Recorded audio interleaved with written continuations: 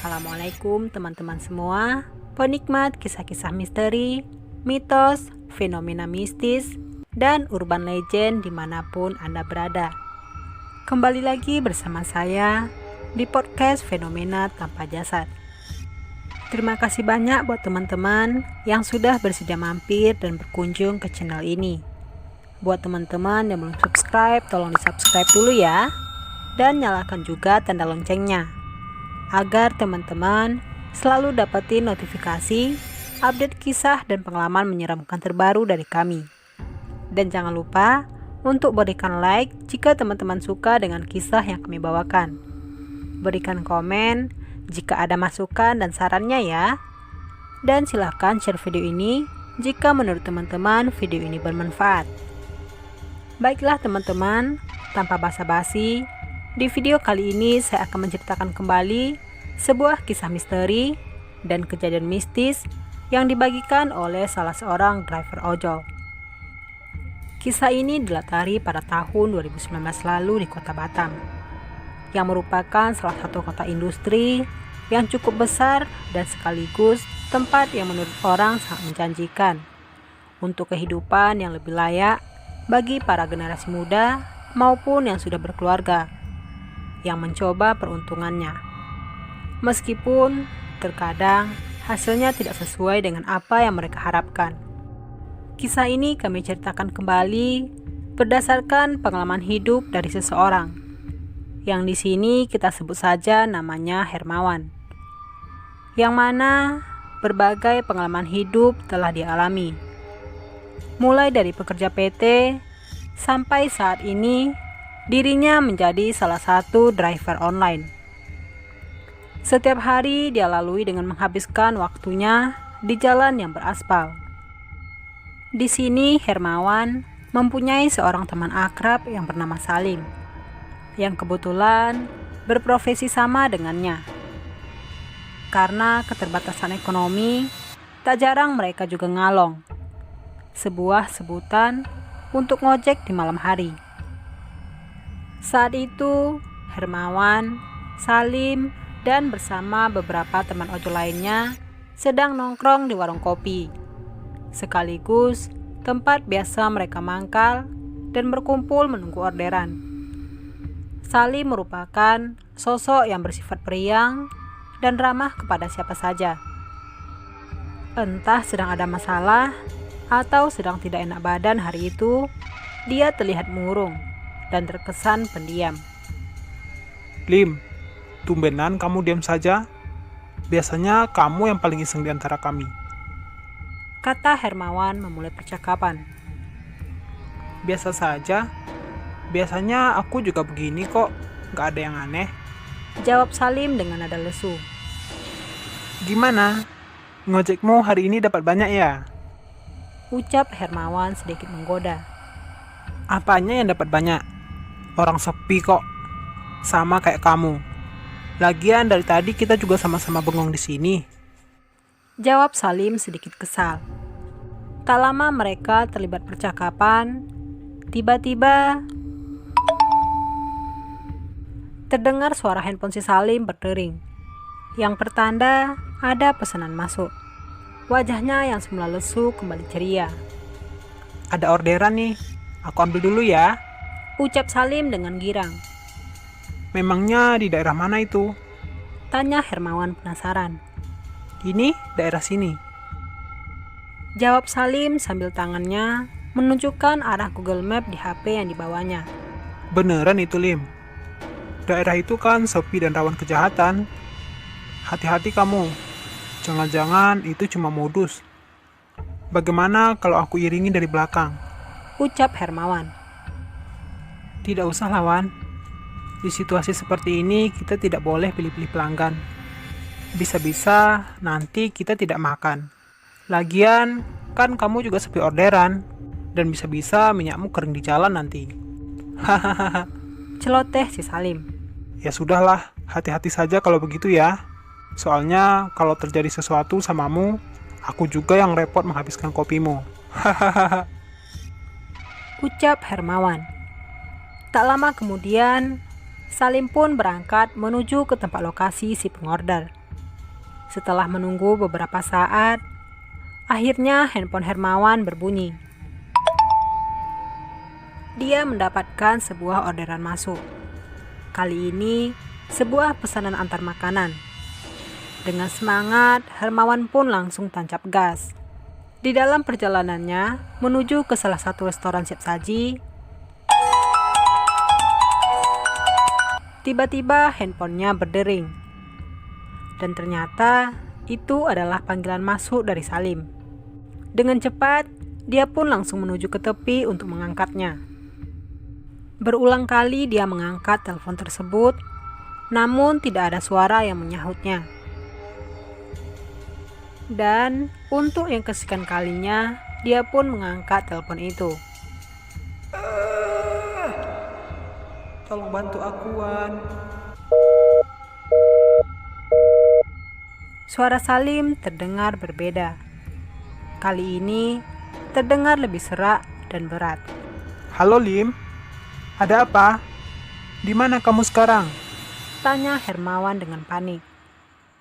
Namun, telepon itu terputus begitu saja.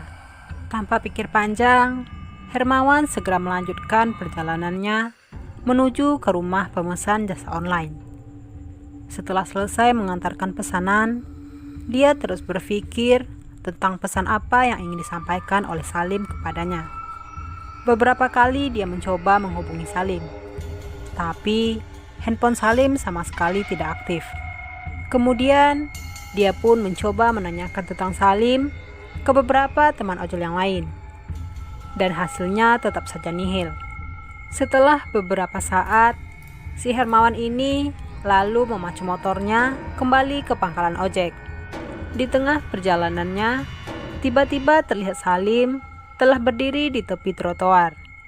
Dia hanya mengenakan kaos dan celana pendek. Sambil melambai-lambaikan tangannya, menghentikan laju motor Hermawan. Dari mana kamu, Lim? Terus motor dan jaketmu kemana? Dan sedang apa kamu di sini? Tanya Hermawan dengan penasaran. Dan tanpa sepatah kata pun, Salim langsung naik ke boncengan motor Hermawan. Sebenarnya, banyak pertanyaan yang ingin ditanyakan kepada Salim. Tapi karena keadaan Salim yang seperti itu, membuat dia canggung.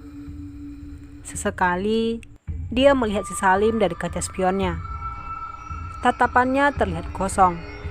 Walaupun Hermawan mengenakan jaket yang tebal, tapi masih saja terasa dinginnya badan Salim yang sedang duduk di boncengannya. Sesampainya di pangkalan, Hei teman-teman, lihat ini si Salim. Seperti orang terlantar di tepi jalan. ujarnya memberitahu teman yang lain. Sekejap, suasana pangkalan itu jadi hening, dan semua mata yang berada di sana langsung tertuju pada Hermawan. Salim? Mana Salim? Dari tadi kami melihatmu naik motor sendirian. Kata salah seorang ojol yang berada di sana. Iya, ngelantur kamu tuh. Sahut yang lain. Tetapi... Loh, kemana Salim tadi? Perasaan tadi sudah bonceng aku. Kalau dia turun, kapan turunnya? Aneh. Kata Hermawan kebingungan dan terkejut melihat Salim yang lenyap begitu saja. Semenjak kejadian itu, Hermawan tidak berhenti memikirkan kejadian tersebut. Rasanya banyak sekali yang ingin ditanyakan kepada Salim. Hari kedua setelah kejadian itu, dari pagi menjelang sore, sampai malam hari tiba, Salim tidak menampakkan batang hidungnya sedikit pun. Hermawan yang masih penasaran mencari tahu tentang keberadaan Salim dan kejadian apa yang telah menimpanya. Tidak seperti biasanya dia seperti ini. Beberapa kali Hermawan menanyakannya kepada teman-teman ojol yang lain. Tapi mereka juga sama sekali tidak mengetahui keberadaannya Salim. Bahkan siang tadi sehabis mengantar penumpang, Hermawan sempat mampir ke kosannya Salim. Akan tetapi, pintu rumahnya masih terkunci dari luar. dan lampunya masih dalam keadaan menyala. Sempat juga dia bertanya ke tetangga kosannya Salim. Tapi lagi-lagi mereka tidak tahu menahu tentang Salim. Menurut informasi dari tetangganya Salim, dari semalam dia pergi dan sampai saat itu juga dia belum kembali ke kosannya. Hermawan sama sekali tidak tahu lagi kemana harus mencari Salim. Waktu semakin malam. Perlahan, hujan rintik-rintik mulai turun. Hermawan dan teman-teman lainnya yang sedang duduk di warung pangkalan menunggu orderan masuk, sambil menikmati secangkir kopi dan rokok. Pandangannya menerawang jauh. Pertanyaannya tentang Salim sama sekali belum terjawab. Di tengah lamunan, tiba-tiba handphonenya berdering. Saat itu, Hermawan sangat terkejut sekaligus merasa sangat senang. Ternyata itu adalah panggilan masuk dari Salim. Halo, kamu di mana, Lim? Seharian kamu tidak ada kabar. Tanyanya dengan serentet pertanyaan. Maaf Wan, sudah merepotkan. Ceritanya panjang. Kamu bisa bantu aku tidak? Aku sedang di TPA sendirian. Tolong cepat kesini. Telepon itu lalu terputus.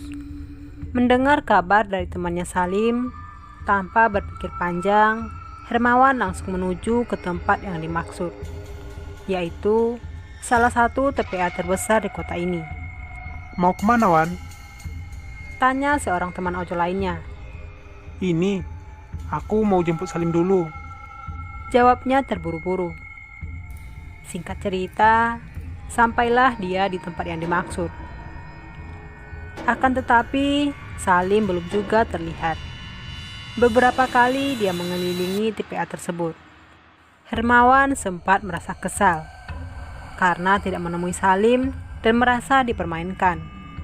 Dan berulang kali pula dia mencoba menghubungi nomor Salim. Namun, nomornya tidak aktif sama sekali. Sampai akhirnya dia memutar balik motornya dan ingin pergi dari tempat itu. Wan, tunggu. Tak lama kemudian, Hermawan menoleh. Di sana telah terlihat sosok Salim berdiri di tepi jalan dan masih menggunakan pakaian yang sama, yaitu setelan kaos dan celana pendeknya. Sedang apa kamu di sini, Lim? Tanya Hermawan. Sudah, diam saja. Jangan banyak tanya. Ayo ikut aku. Sahut Salim. Setelah itu Salim berjalan dan kemudian diikuti Hermawan dari belakang. Selang beberapa lama, langkah Salim terhenti pada sebuah gundukan sampah yang menggunung. Dia mulai jongkok dan menggali sampah-sampah itu dengan tangannya. Ayo cepat bantu aku. Sedang cari apa kamu, Lim? Itu kan jorok. Tanya Hermawan. Sudah, bantu saja. Jangan banyak tanya. Nanti juga kamu tahu. Tak lama kemudian Hermawan ikut menggali sampah-sampah tersebut menggunakan sebatang kayu. Dan sampai akhirnya batang kayu yang dipegang Hermawan membentur sesuatu yang lunak. Dan seketika muncul bau busuk yang luar biasa. Satu persatu mulai terlihat sebuah kaos yang sama seperti yang dikenakan oleh Salim sekarang. Apa ini, Lim? Tanya Hermawan. Tiba-tiba sosok Salim tersenyum menyeringai. Terima kasih, Wan. Kamu telah membantu menemukan jasadku. Tolong makamkan aku dengan layak. Sosok Salim kemudian perlahan menghilang. Hermawan yang panik dan ketakutan langsung menghubungi pihak berwajib. Setelah dibongkar dan dievakuasi, ternyata memang benar. Itu adalah jasad Salim yang hanya mengenakan setelan kaos dan celana pendek. Tangan dan kakinya diikat, sedangkan mulutnya dilakban. Dan dia dikubur di bawah tumpukan sampah yang merupakan salah satu TPA terbesar di kota ini.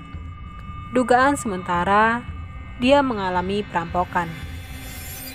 Setelah hari itu, beberapa kali sosok Salim terlihat oleh sesama pengemudi ojol.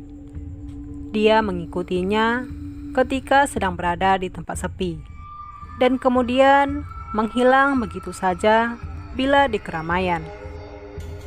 Mungkin itu adalah bentuk solidaritas sesama driver ojol.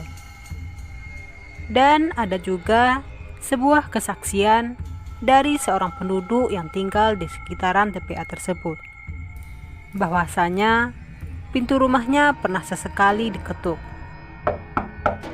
Permisi, bisa tolong bantu saya?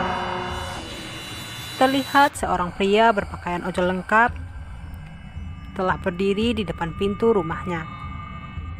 Setelah diamati, driver ojol itu berjalan perlahan menuju ke TPA itu, dan tangannya mulai mengais-ngais sampah.